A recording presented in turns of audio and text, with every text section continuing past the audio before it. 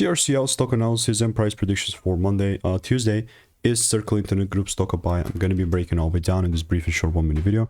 Now, as the only person in the stock trading space, I have seen what's printing and making me money. I mean, genuinely, I've done 43,000 videos and it's all documented on my YouTube channel. No one else has done this amount of volume and actually documented everything like me.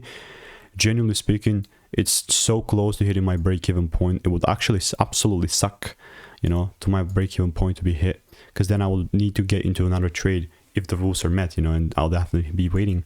But I guess it is what it is. I cannot control it. Other than that, like, I began buying this when I was like 70 something cents, I believe. 76, I believe. Yeah, it was 76.98. This was like a month ago, 6th of June, and since then I started buying these. I've got like two additional longs on that side, and then this is kind of the fourth one with which it's a guaranteed break even, so it doesn't suck that much, but why not the freaking plus 4.5R, you know what I mean? So I'll definitely still be waiting. Here's a proof of me calling it out beforehand though, so just so you don't think that I'm lying to you.